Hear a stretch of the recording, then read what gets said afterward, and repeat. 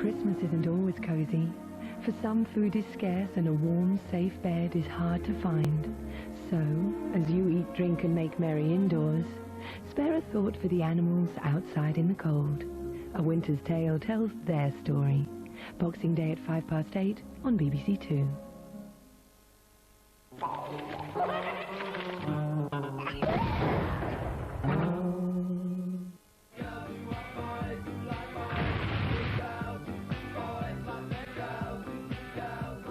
My maidhood, honor, truth, and everything. I love thee so. Minx. Some are born great, some achieve greatness, and some have greatness thrust upon them. I pity you. That's a degree to love. 12th night, 6:05, Christmas Day on BBC Two. Most wonderful. An ancient mountain paradise believed to hold the secret to eternal youth and happiness. Charles Allen and Mark Shand are led through breathtaking Himalayan scenery in the search for Shangri-La in 50 minutes. A man who could turn his hand to virtually anything first as BBC Two pays tribute to the multi-talented John Wells. Bill, well, I can't speak too freely at the moment because we've got the BBC Johnnies here. Oh, you know, a bunch of unwashed yobbers, woofters and closet Marxists.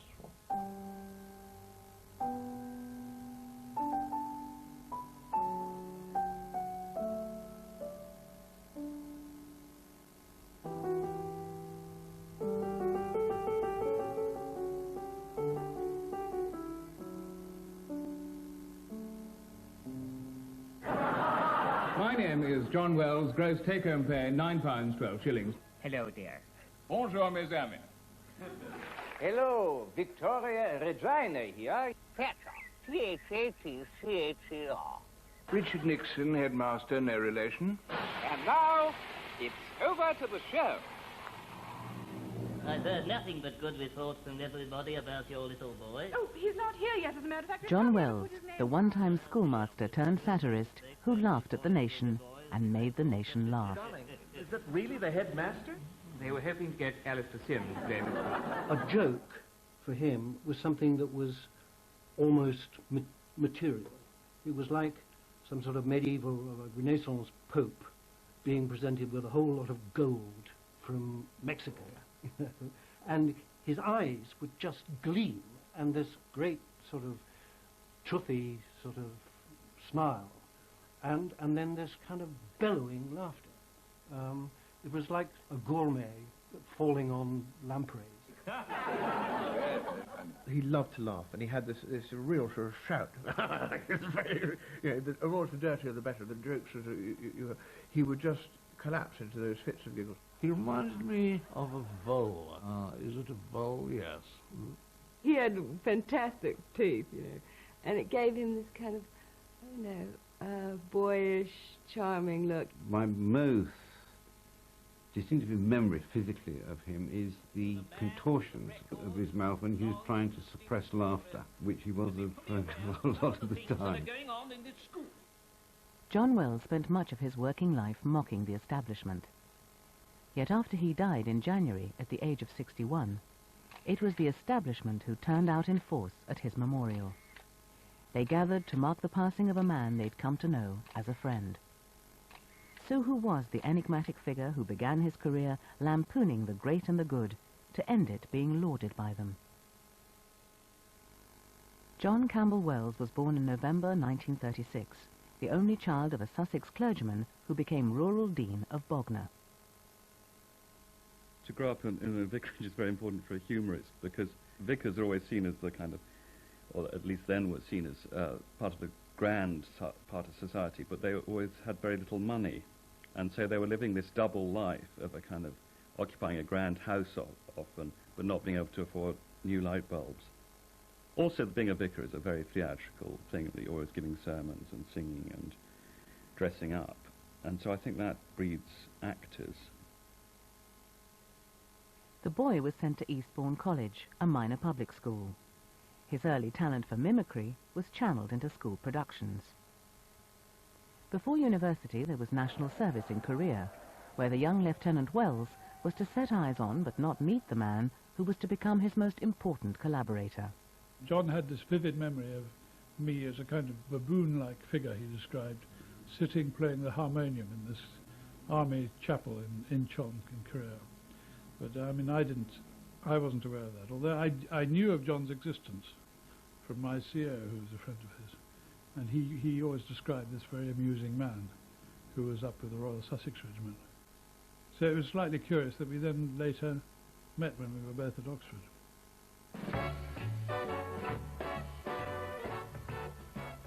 Undergraduates who'd done 2 years national service weren't always strongly inclined to respect authority in the Oxford of the late 50s. And in Richard Ingram's, John Wells discovered a satirical soulmate. The chemistry between Ingrams and Wells was magic, and when you put them in a room together, it was like an explosion. They could carry on talking in funny voices, being different people, infinitely. They never ran out of steam, they never ran out of jokes.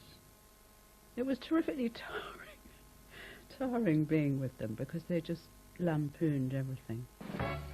The budding satirists worked together on a student journal, a prototype Private Eye. My first collaboration with John was done in a magazine called Mesopotamia. John was a key member of that, and Willie Rushton came to Oxford, and it was then that he did drawings of John. He was fascinated by John's physiognomy, and he invented this little man who was called Nitty originally, who later went on to the masthead of the Eye. John Wells could make people laugh in print and in private. It wasn't long before he was doing it on stage. It was customary, I don't know if it is now, to have a cabaret, which would consist of 2 or 3 supposedly funny students doing sketches. In the end, he became the best mimic in Oxford. I mean, he was the king of the funny voice, the absolute king. Bill? Oh, there you are, Bill. I've been looking for you everywhere. Huh? I thought I found you in the garden, and then it was a piece of Henry Moore's sculpture. After graduating in the autumn of 1961 with a degree in modern languages, John Wells became a master at Eton. To be taught by John Wells was a truly uplifting experience. And in that respect, he was entirely different, because he came and sat in the body of the Kirk with us. And he taught us in an extremely informal but very effective way. Always made it fun, interesting, and he taught us all the sort of phrases we weren't meant to know. I mean, I can't remember now, but I mean, I learnt some pretty good French swear words off from John Wells. The ancient institution with its sharp class differences fascinated the young humorist. He said all the pupils all looked down on the schoolmasters, and that you would have a viscount calling you sir.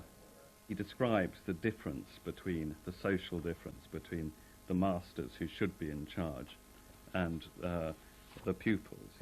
And he's talking about this field in Eton called Agar's Plough, where they all gather with their Rolls Royces. He said, tens of thousands of pounds worth of cosmetic dentistry, flashed California white, toupees blown and coaxed into perfection by exorbitant French wig makers, every fragile summer hat and long white glove, every buttonhole and square inch of polished leather hand-stitched and fussed over regardless of expense.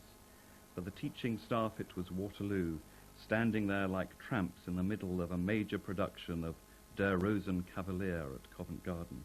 Beautifully kind of balanced piece of writing.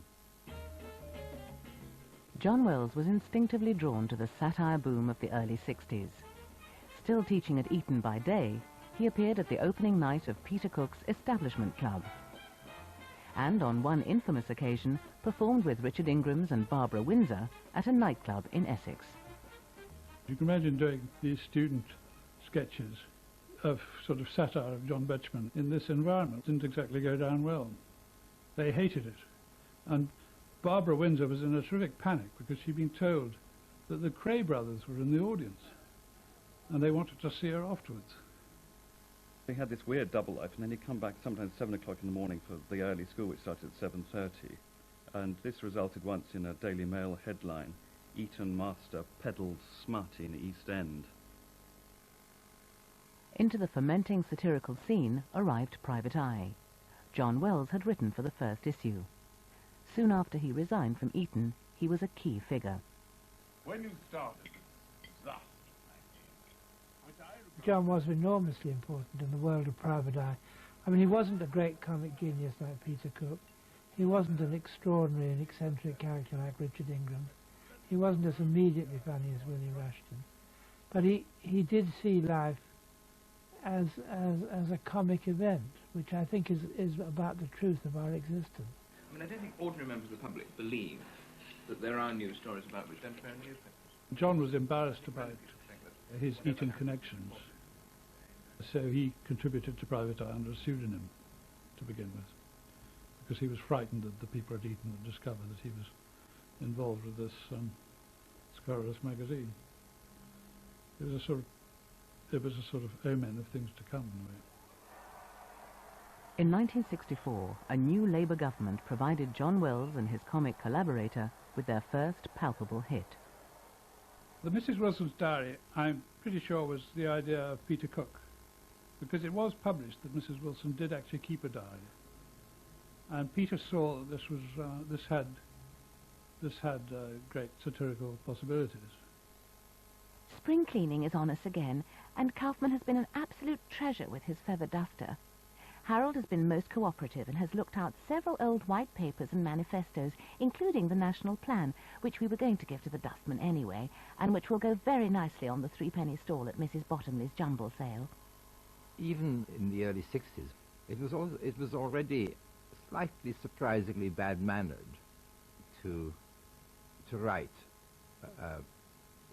about the Prime Minister and his wife in such gloriously disrespectful terms. He and Ingram's had captured beautifully that sort of H.P. Sauce interior that we all imagined Number 10 to be. The other day I was taking Harold his morning cup of Chico and a selection of McGritty's shortbread snacks when I found him slumped in his chair, ruminatively puffing at his pipe. "Oh, Gladys, Gladys," he remarked, "what am I going to tell the beggars at the conference this time? Try as I might, I cannot work up any enthusiasm for this annual charade by the sea." Giles used to bring it in and I used to read it. My reaction was that I could have done it so much better myself. I thought it was pretty poor stuff. My wife and I were invited to Number 10. He had a sort of, very like Blair, sort of parties with lots of showbiz people suddenly. And he was introduced to me and he said, "You know, Jack Kennedy's parties at the White House had nothing on this.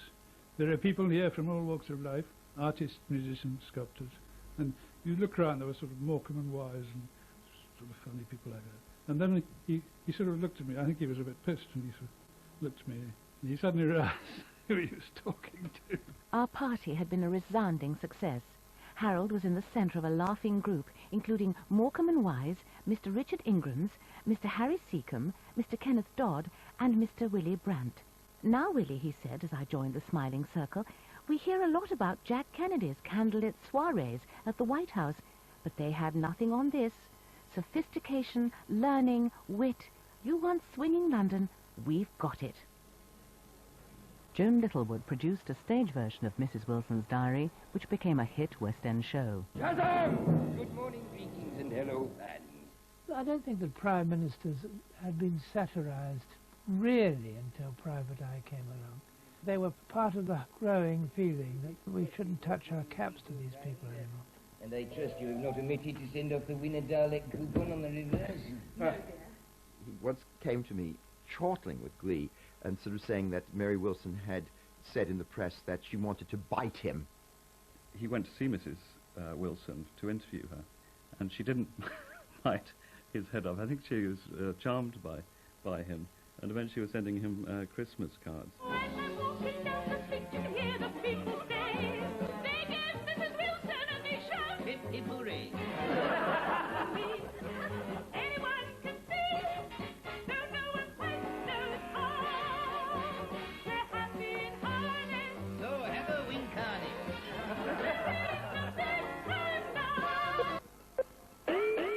As satire came to television through the late 60s and 70s, John Wells' talents as a mimic were brought before a wider audience.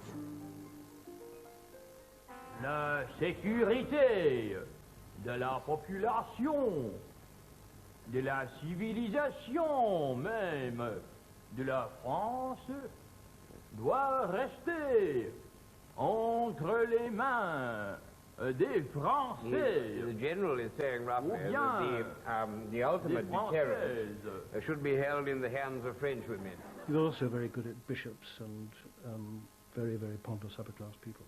You will be welcome to see anything you want in southern Rhodesia. The things you will want to see are listed below. 1. Inspect Guard of Honor at airport. 2. Guard of Honor will then inspect you, relieving you of any subversive material, such as your British passport, British currency, and any offensive clothing. I imagine they'll take down my credentials. Yes. I wrote a programme called Private Eye TV, which was done on BBC Television. It was to celebrate the 10th anniversary of Private Eye. And he played a Catholic priest. Indeed, only last year, a proposal was made to me, actually, at the Ecumenical Council for a contraceptive pill for married women to be held firmly between the knees. The thing I remember him doing was, and the Duke of Windsor had recently appeared on television doing an interview, and he couldn't remember really anything very much about his life. You'll remember, no doubt, the famous encounter with Sir Edward in the Turkish bath. The business with the loofah.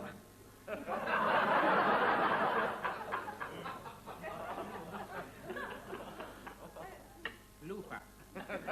Yes. Very beautiful. Yes. What happened?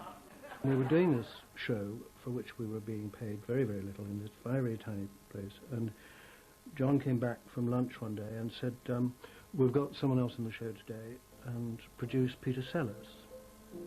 And it was just his charm to persuade anybody to do anything.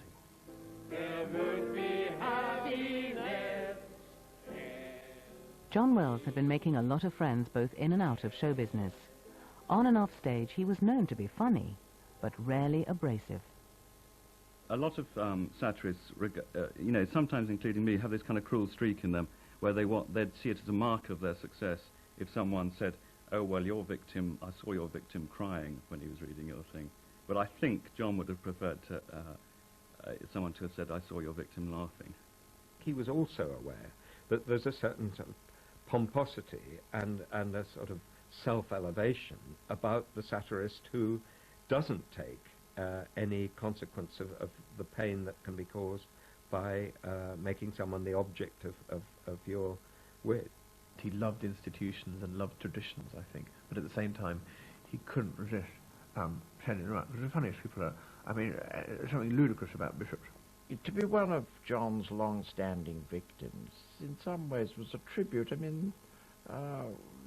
I didn't suppose that when he was making fun of the Archbishop, suggesting that I was a flanneling sky pilot or whatever it was, I didn't take that personally. If I had taken that personally, I would have been polished off long ago.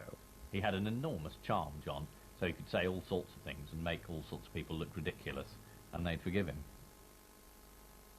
By the mid-70s, John Wells' affectionate satire had won him friends in all walks of life. But the contradictions between his private world and private eye were beginning to cause unease. He didn't approve of a lot of the things that went into Private Eye. He did move in a completely different world from me. He had lots of high society friends and grand people and rich people. And a lot of the time, these people were being made fun of in Private Eye. He was fascinated by the world of money, of aristocracy, and who isn't? He ran in such a wide circle. He knew everybody. I think he was a social adventurer. He liked to know new people. He liked a bit of posh. But he was also, I think he was quite open about it, really. He wasn't one to pretend he really wanted desperately to be in a greasy spoon in Hackney. Friends at Private Eye were quick to mock one particular royal association. And I think there were people there who who mimicked him talking to Princess Margaret on the phone. They'd call him John Wells because she'd always ring up and say, "Is John there?"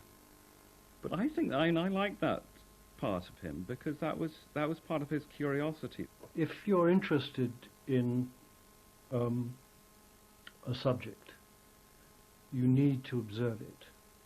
I mean, nobody says that David Attenborough has an improper relationship with animals. But John Wells was already setting his horizons further than the familiar targets of contemporary satire. He was developing a parallel career in the theatre, in which over the years he was to produce, direct, write, adapt, and perform.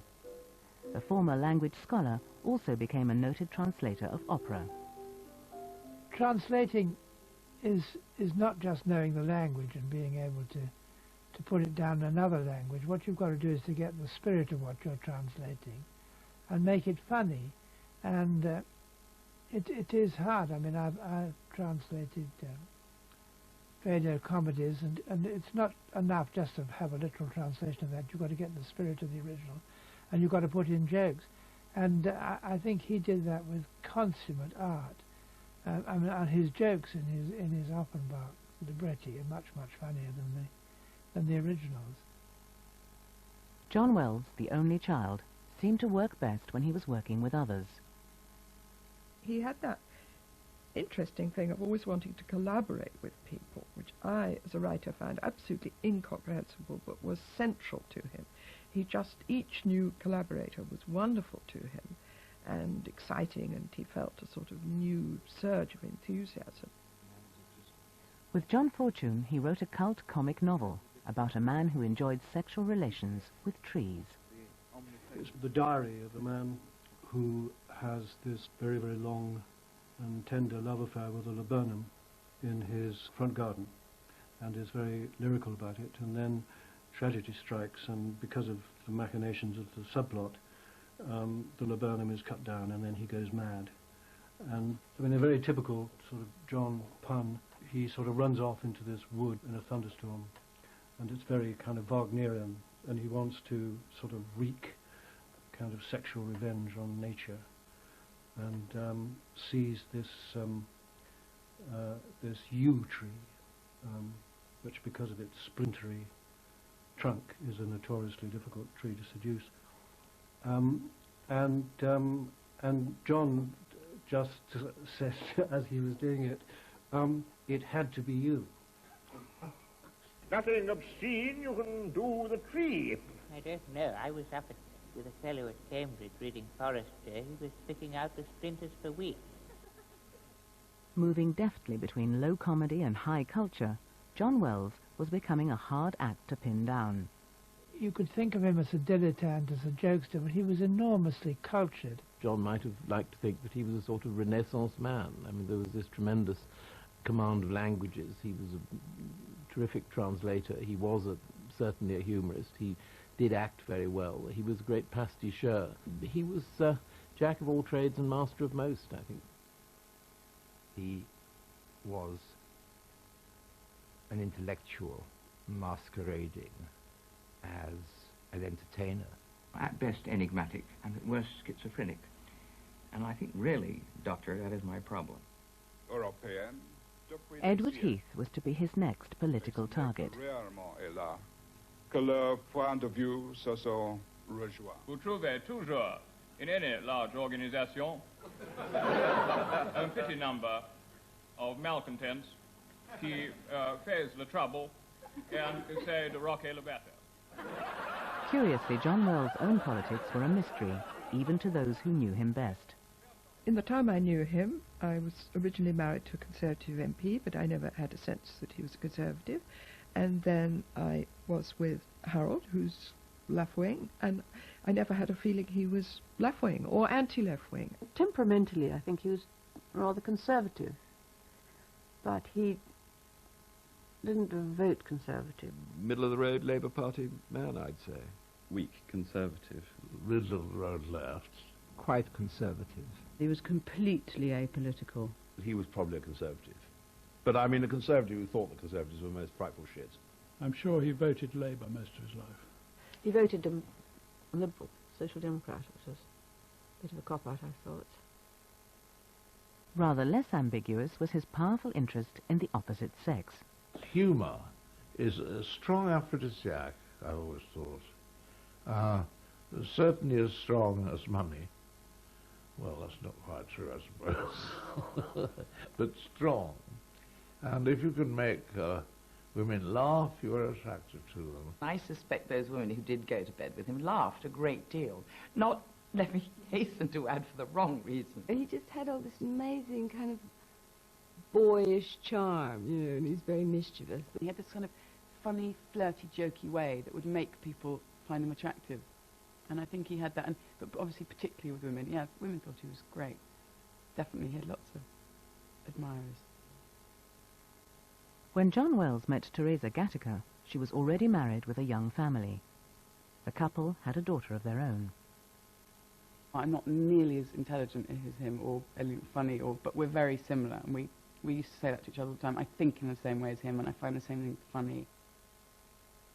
At the age of 46, he married for the first and only time. My parents got married when I was about 12. I suppose it's rather romantic and peculiar. And I was at their wedding, and I can't really remember what I thought. I was very, very pleased they were getting married. When we got married, he put himself in the camp of the children. He didn't want to be authoritarian ever. He wanted this sort of me and him. It was quite nice. Me, I meant to have another child. Actually, it was a very good thing to have done, because he had a much better and happier relationship with the children than he would have done if he'd been a sort of more orthodox stepfather. He was like a child. He just seemed to find it really fun having me and all my older brothers and sisters around.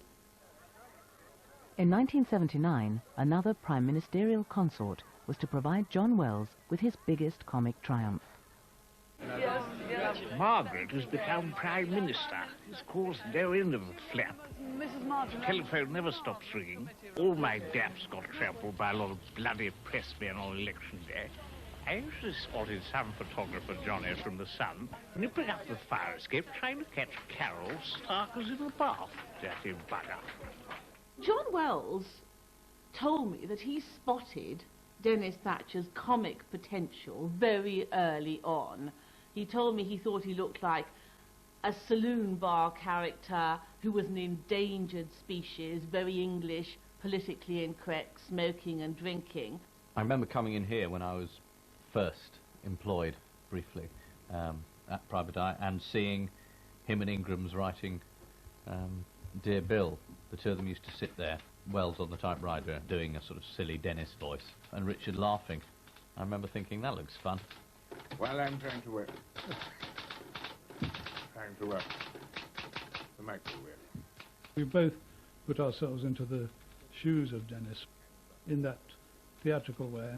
So the Dennis letter, which was getting on for 1,000 words, I think it never took more than about an hour to produce that. I was naturally involved with what had been going on in a particular week and the comings and goings of the political scene. So perhaps I dictated that. John's talent was much more for sort of wordplay, fantasy, and ludicrous kind of touches that he would put in. They decided that Dennis had friends called the Major, who was a slightly ex-military man, and a sort of rather spivvy man in a coat called Morris Pickerder, who was always flogging things off from the back of lorries and whatever. And the three of them were always in fiction going to races and stuff. And then someone sent me a photograph when I was editor of Dennis and two men, one of them a military man in a tie and another one a spivvy bloke in an Astrakhan coat. And I thought, well, you can't really make it up. White goddess drops out of sky in red silver bird. Crowds turn out, hordes of little pickaninnies waving Union Jacks, naked women dancing up and down, shaking their worsits. But she left it up, though, would you believe it? End result, all the nignogs beaming, smiling and singing their ghastly songs, me and him having to put a brave face on it. It was deeply politically incorrect. I don't think it would have got by the thought police these days. But it was a work of art. I used to read the Dear Bill letters to catch up on news from home, quite honestly. They were such a good barometer of what was going on in politics, what my parents' reactions were, and so on, that I used to treat them like sort of postcards from Number 10. Dear Bill, thank you for your condolences on the safe return of the Southern H from his Sahara car rally. Honestly, what a prized twerp. I washed my hands of the little blighter years ago, and when the boss told me he was intending to drive across the desert with some fancy French bint he'd picked up in the pits, my response was, "You go to hell in a handcart for all I count." Next thing I know, Emmy's hammering on my door at some unearthly hour to say she's just heard on the Jimmy Young programme that the little bugger's been missing for 4 days, and what was I going to do about it? In the beginning, they were quite amusing. After a year or two, they got a bit boring, in my opinion. But some people found them amusing. He invented the character of Dennis Thatcher, not just as a fictional character, but as far as I can see, he invented Dennis Thatcher. Dennis Thatcher never gave interviews, never spoke. He was always just this man behind Mrs. Thatcher. And John and Richard Ingram created this language and persona for him, which then, I think, Dennis Thatcher adopted, realizing that this was a great kind of alibi, or disguise. He could get through life without having to reveal his real character. And then probably the masks kind of ate into the face. He began to play up to this role of the sort of buffoon. All right? That's good, I wonder how silly I look. I can remember one time at a charity luncheon, someone else told me this story. He was asked, "Mr. Thatcher, what on earth do you actually do with your time?" And Dennis said, "Well, when I'm not completely pissed, I like to play some golf." Now, in the beginning, he would have never have done that. This was sort of, if you like, acting Dear Bill, because it's in a way what people expected. The Dear Bill letters, to a certain extent, made the then Prime Minister more human, because certainly if she had such a plainly human consort, it made her the more human. It confirmed her dominance in the country and sort of put her in a warmer context. If this nice old buffer could live with her, then she couldn't have been all bad. Dennis, I think, was a net beneficiary of the whole Dear Bill industry. I'm convinced of that. And nobody ever blamed Dennis for influencing the Prime Minister, because obviously, as the Dear Bill character, here was someone who wouldn't have an idea in their head. So that was quite a useful sort of umbrella for Dennis. That little fellow, Howe, I don't know whether you know him, curly hair, specs, brothel creepers. He was quoted in public as saying we were coming to the end of the recession. Didn't in fact say any such thing. I was standing beside him at the time, a little champagne and twiglets do. He had admittedly had a tincture or twain. What he actually said was, we're coming to the end of the reception. I think the genius of Dear Bill was that it was truer than the truth. It was an alternative and equally plausible and highly suggestive truthfulness. Stern duty calls, I must obey and take my place upon the public stage, what? Dennis Thatcher was to be John Wells' most famous role, which he brought to the West End in 1981. I had nothing to do with the play, apart from picking up the title of it. He wanted the two of us to write the play. I think I was a bit too busy, and I said, "Oh, well, I couldn't have time," I think. And he was desperate to do it, so in the end, he wrote it out himself. And he sent it to me, and I didn't think it was any good. So I said I didn't want to have anything to do with it. It then went on, and it was a fantastic hit. Anyone for Dennis, I think, was one of those gorgeous schoolboy sketches that we all absolutely relish, that takes this kind of figure from public life, and it was quite sort of orgiastic, I think, in its awfulness and its wonderfulness. But suffice it to say that were you to turn up at this moment, you'll be about as welcome as a peddler flogging rubber johnnies at the front door of a monastery. Margaret has gone upstairs to practice her killer looks in the bedroom mirror. I'm afraid one of these days she may turn herself to stone. I saw it, I think, 6 times. And it made me laugh.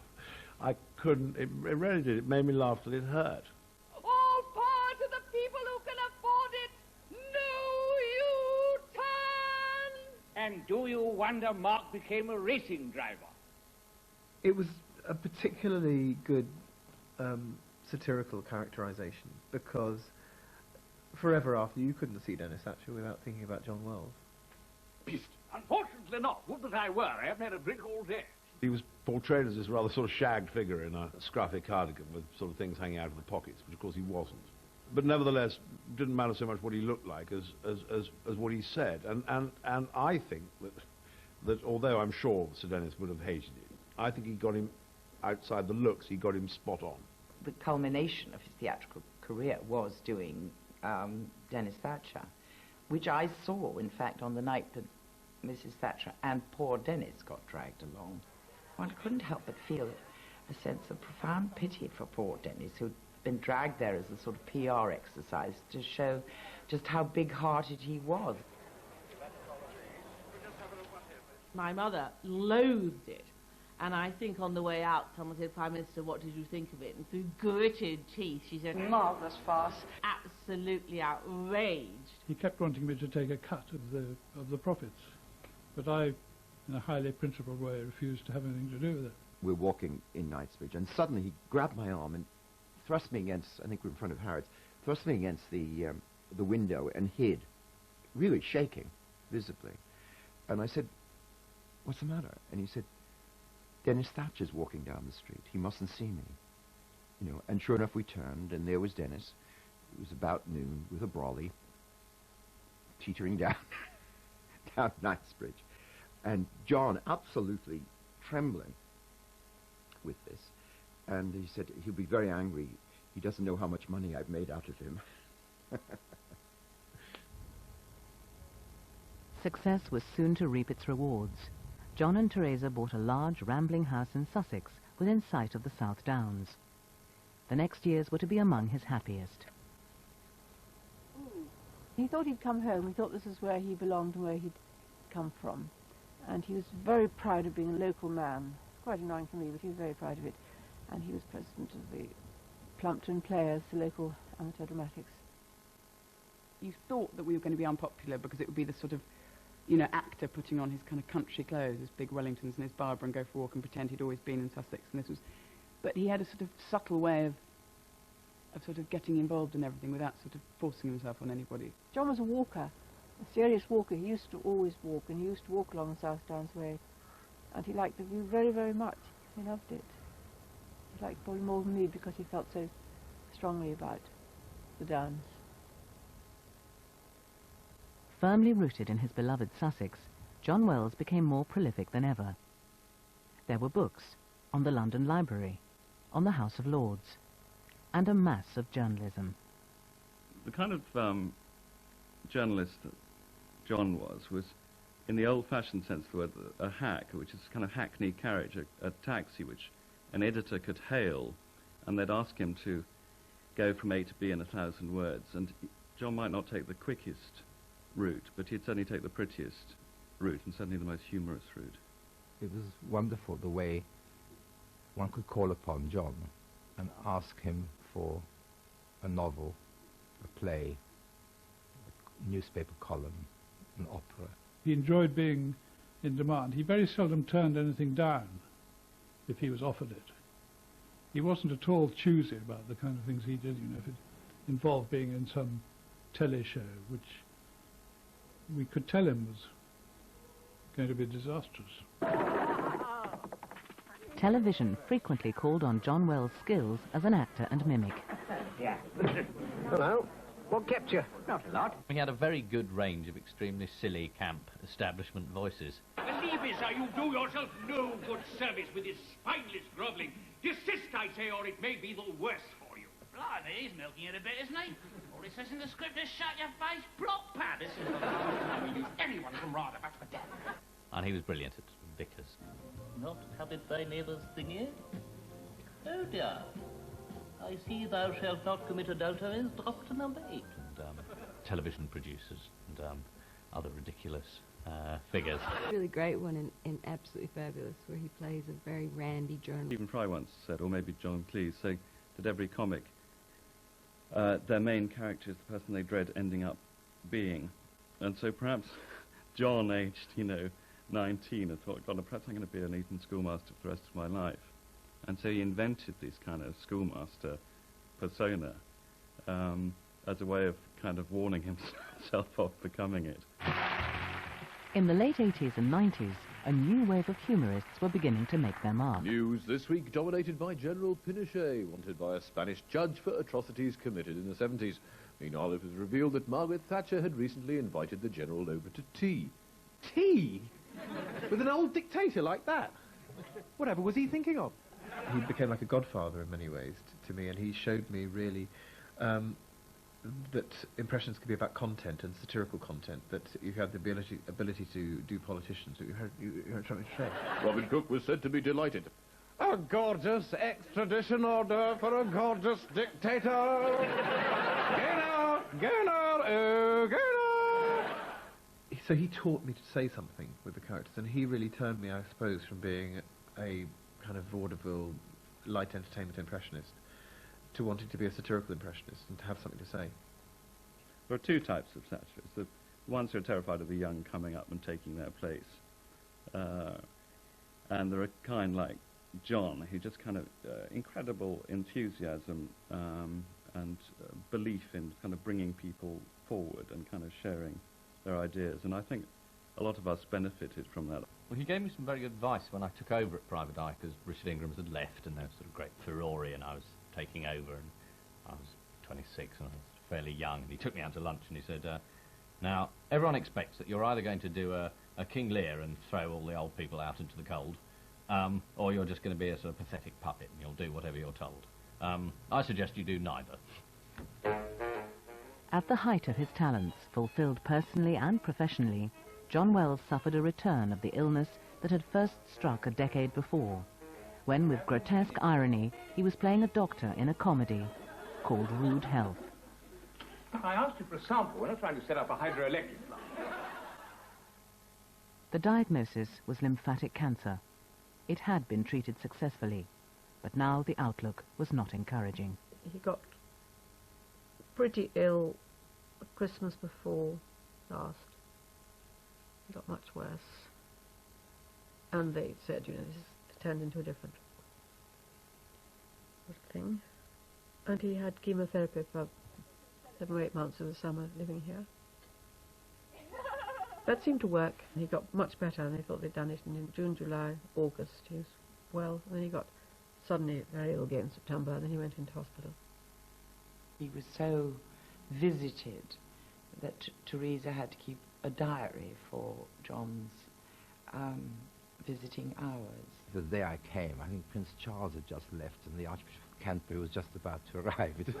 So that was a coincidence, and by no means all the people who loved him and went to see him were as elevated as that. It was a coincidence, but he couldn't resist mentioning it, not as a matter of pride, but as a matter of fun, really. He remained incredibly jolly and made some very good jokes, which I've now forgotten, about the wig he was wearing. He was the ultimate uncomplainer of all time. I mean, he never, ever, ever complained. He had all his books in there. He'd be constantly reading and working and listening to his Walkman, translating the Tales of Hoffman, which he'd just finished. And he was just absolutely incredible. I don't know what happened to him. I mean, he was wonderful before, but some incredible strength that just made him a real lesson. I can't imagine me dying like that. If I'd been asked, is John very brave, is John very patient, is he very courageous, I think I would have said no, I don't think he was at all brave or patient. But he was miraculously so. Last time I saw him, it was quite a short time before he died. He was absolutely clear, coherent, funny, and it wasn't a case of having to say, let's all go to Switzerland next August or anything silly like that. He was very realistic and very noble. And I think he finally accepted the fact that he was going to die. He was very, very brave about it, I think. He was quite religious. He had quite a firm faith. His mind was not dominated by, why should this happen to me when I have still got so much to give? It was rather, how am I going to contend with the distress of my family when I cease to be me? And one of the best things about his last days was that all the essential bits of John remained firmly in place. He sort of said we're a bit like Oprah Winfrey, because I'd go in every day and lie on his bed with him, and we'd sort of hug, 'cause we're both pathetically affectionate, kind of always hugging, cuddling. And we'd talk about everything that maybe he said I'd have worried about after he died if we hadn't talked about. So, you know, me having children, him not seeing them, or what I'd do work-wise. And he said that he felt that when his father died, he was still around and felt very close to him. And he said, I'll be like that, you know, I'll just be around all the time, you know, floating past the windows. I asked him to haunt me. I haven't felt it yet, but... He was very where he wanted to be buried. He did give all these instructions about his funeral, and he wanted to be buried in that corner of the churchyard, under the yew, which he looked out from his study window where he worked. He's very, very attached to that old yew, 1,000-year-old yew. I think I'm very lucky. He doesn't seem to have gone very far away. Robert Robinson once said about Arthur Marshall that he was just a climate of fun. I think it's a lovely description that it applies to John, because one got the impression that I think he could be serious about a lot of things in life, but on the whole he'd rather not be. Yeah, I find it very difficult to accept the fact that I can't pick up the phone and hear him on the other end saying, have you heard about so-and-so? And being fits of laughter about it.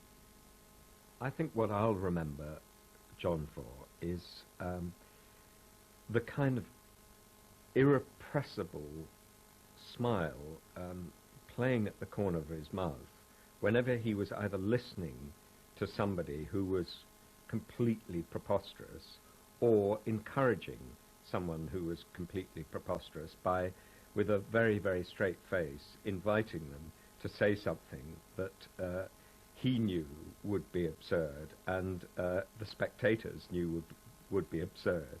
John is typing away very quickly, and we're both laughing a lot. That's the memory I have of him.